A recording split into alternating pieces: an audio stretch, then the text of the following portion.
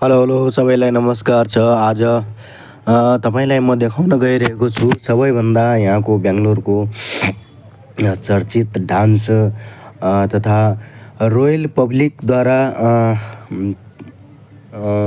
Engagement गरिएको तथा programme गरिएको यो एउटा सांस्कृतिक कार्यक्रम जस्तै हो। तर स्टेजमा मैले पछिल्लोचोटि पनि एकचोटि भिडियोमा अपलोड गरेको थिएँ र असाध्यै मन पराइएको थियो र योचोटि पनि तपाईँलाई देखाउन गइरहेको छु। कति राम्रो कला, कति राम्रो प्रस्तुति दिइराखेका छन् भाइ बहिनीहरूले। अब तपाईँ यहाँ प्रत्यक्ष हेर्न सक्नुहुनेछ कला गला तथा यहाँको मेजरमेन्ट र स्टेज मेजरमेन्ट तपाईँ सबै प्रत्यक्ष देख्न सक्नुहुनेछ। सबै थोक एकदम राम्रो छ। बहिनीहरूको जो नृत्य छ एकदम मनमोहक छ। तपाईँ हेर्दै जानुहोला र एकदम यसलाई कसरी बुझ्नु होला भने यो एउटा कला नभएर, एउटा कला मात्र नभएर एउटा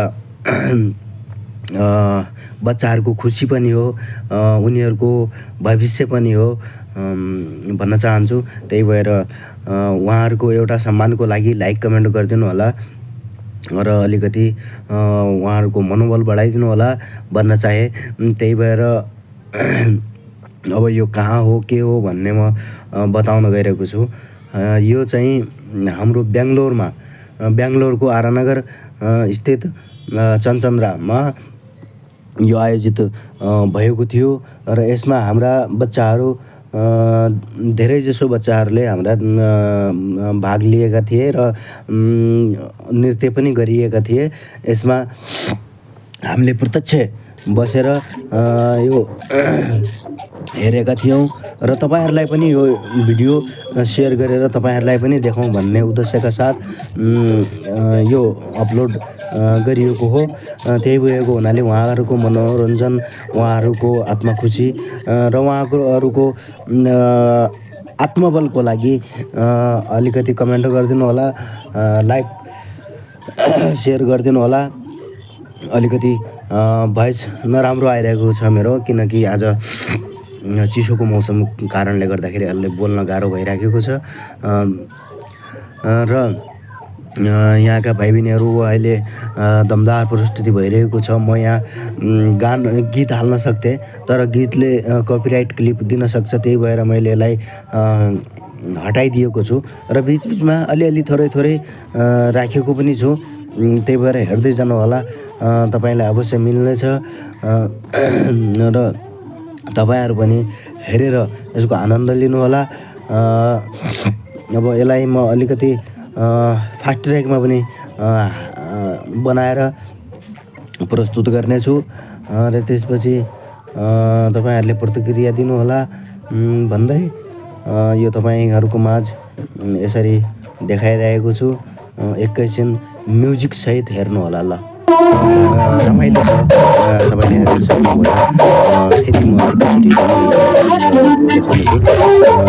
धेरै रमाइलो छ, धेरै नै खुसी छ, धेरै उत्साहपूर्वक नाचिरहेका छन्।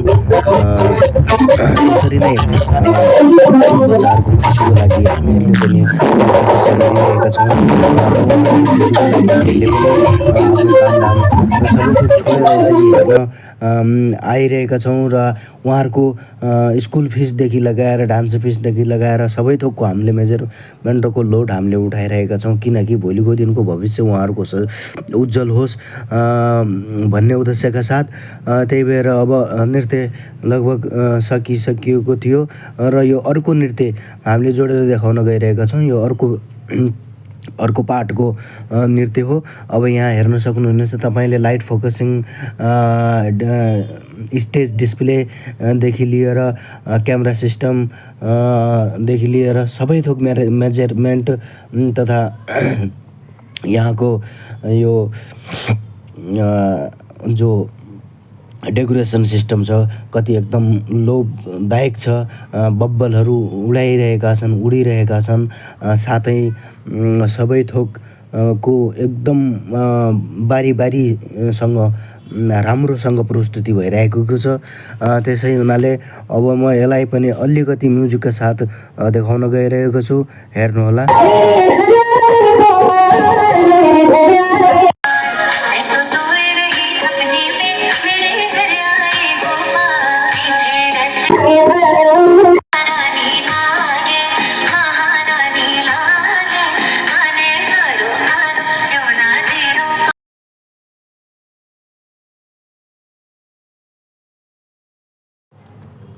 यहाँ कन्नड ल्याङ्ग्वेज र हिन्दी ल्याङ्ग्वेजको मिश्रण गीत बनाइएको छ, किनभने अब यो प्रोग्राम हुँदै गर्दाखेरि यहाँको सिस्टमले पनि, यहाँको प्राविधिक टोलीले पनि यो एउटा सोसल प्लेटफर्ममा अपलोड गर्छ नै। त्यही भएर यसलाई मिक्स रूपमा बनाइएको छ, ताकि कुनै एउटाको कपिराइट नहोस् भन्ने उद्देश्यका साथ बनाइएको होला सायद, मेरो अनुमानको अनुसार। त्यही भएको हुनाले अब यसमा मिक्स बनाइएको छ। र अर्को मिक्स बनाउनुको उद्देश्य के हो भने यहाँको लोकल भाषालाई त पहिलो प्राथमिकता दिन्छ नै, त्यसको साथसाथमा अब हिन्दी पनि अलिकति प्राथमिकता दिइएको छ, किनभने यो स्कुलमा पढ्ने विद्यार्थीहरू धेरैजसो हिन्दीवाला र कन्नडवाला दुइटै लगभग बराबरी हिसाबमा भएको कारणले गर्दाखेरि दुइटै म्युजिकको समानता दिएको हुनुपर्छ भन्ने मलाई लागेको थियो। र यसरी मिश्रित गीतमा अभिनय तथा डान्सिङ भइरहेको छ, तपाईँले हेर्न सक्नुहुनेछ। अब मेरो आवाज अलिकति कम आइराखेको होला, त्यही भएको हुनाले अब म तपाईँलाई क्षमा माग्न चाहन्छु, किनभने आवाज अलिकति राम्रो प्रष्ट आउन सकिएको छैन होला। अब एउटा पार्ट सिद्धियो, दोस्रो पार्ट सिद्धियो, अब यो तेस्रो पार्टको तयारी भइरहेको छ। तेस्रो पार्टमा यो अब नमस्तुते के होला सायद यसमा भने यो सरस्वती वीणा पुस्तका धारणी भन्ने सायद यसमा हुन गइरहेको छ जस्तो लाग्यो। अब के हुन्छ हेरौँ।